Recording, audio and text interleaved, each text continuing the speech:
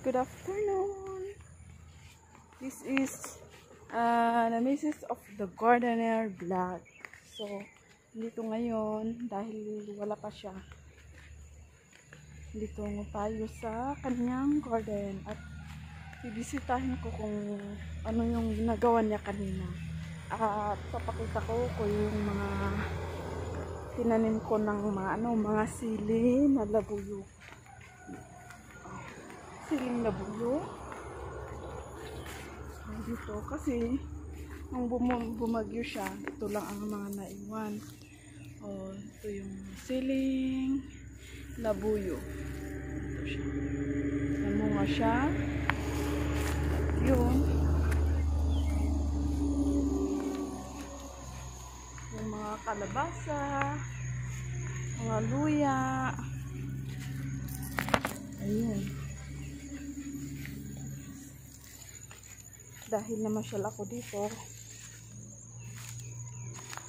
sa aking tanim noon 6 months ago. Ito yung aking tinanim na luya, kalabasa, gabi, at namumungad na yung mga sili at nagbunga na rin. Ito yung mga bunga niya. Siling labuyo or Taiwan ata to. Ayan. Ayan siya. At may mga wild na ampalaya. Ito, wild ampalaya. Ayan. Tingin tayo ng mga kalabasa. Ito siya.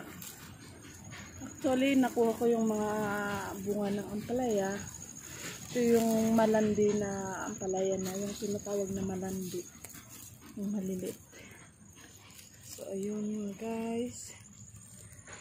Ito naman tayo sa patatas. Ito siya. Binungkal-bungkal ni Mr. kanina. Sabi niya, i-harvest ko na. Ito yung tinatawag na marble. Marble ay na patatas. So, yun mga guys.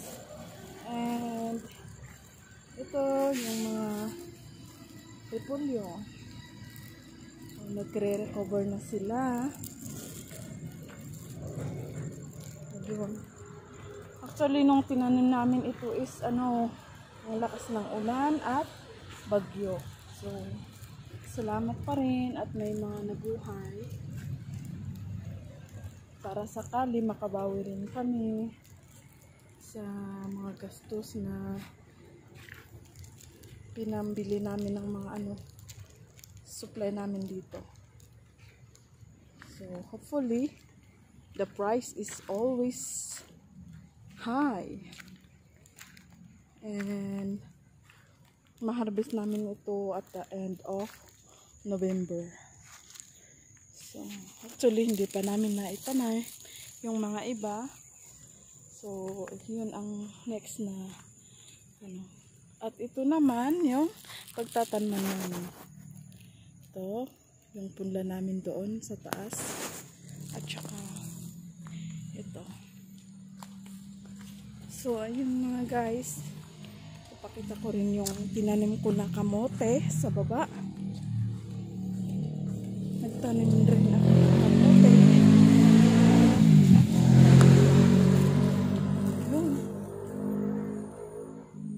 Yun ang aking munting kamote. At tignan natin yung may malit akong dito yung kalabasa na bunga niya. Where are you? Ito yung sabi ko na malandi. Yung malandi na, hindi siya malandi na actually na parang yung malandi yung tawag nila dito sa kalabasa. So ayun guys, yung ginagawa ni Mr. nagsasarado na siya at nilalagyan din ng pataba. Ayun. Hanggang pa dun sa taas. Pero yung nasa taas is iba kasi yung lupa doon sa taas kaya naging ganun. Dito is mga mabuhangin. Kaya yun yung yung paano nabuhay yung repolyo. So at least naman dito sa banda rito at maganda yung kanilang medyo maganda ang kanilang pagkabuhay. So yun. Yung mga tinanim ko na kalabasa. Ito naman yung mga malalaking kalabasa. Ito siya. Kalabasa.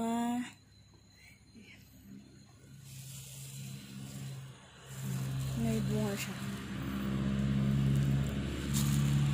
Yung lumalak ng bunga.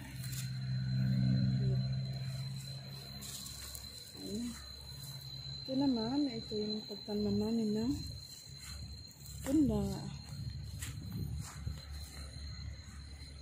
So, ayan mga guys. Yung mga gabi doon na tinanim. Akala ko hindi mabubuhay yung mga dito. Pero at least naman, may nabuhay na gabi. So, yun mga guys. Ito ang buhay ng gardenero at gardenera. Tignan natin si Mister na maghukay ng marble na patatas. Andiyan siya.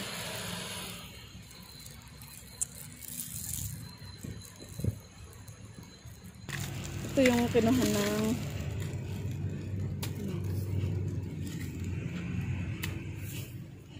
patatas. Sa kayo di bagas, saan yung inado ay nag-imot na dito yung patatas na. Ito. Tinanamin namin noong May. Nung first ng first na umulan. Total talaga. Marble to pero ganito naman. Lumaki, medyo lumaki yung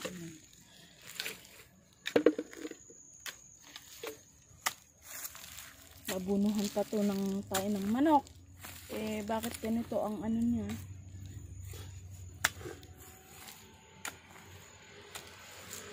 Hindi masyado tumubo.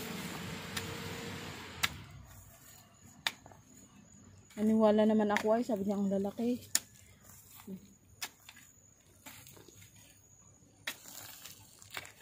So, siya na ang malalaki. Diba? Nagtago sila. Ayun. Meron, malaki. Tusok isa. Marble kasi to kaya ganito. Siyempre, tinulad dati bagas. Ito yung mandi. Ito yung mula. Ito masipit bagas na. Ayan. Pero at least meron.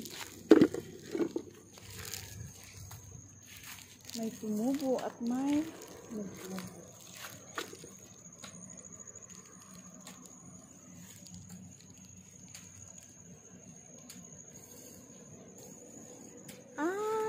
Isa lang naman palang ito yung sabi ko na pangsigang ito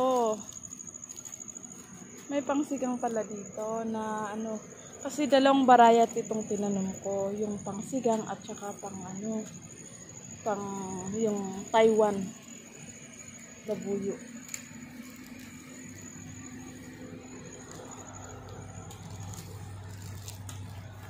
So ayun guys, thank you for watching. And mabuhay po tayong lahat. Like and subscribe. Thank you very much. And God bless.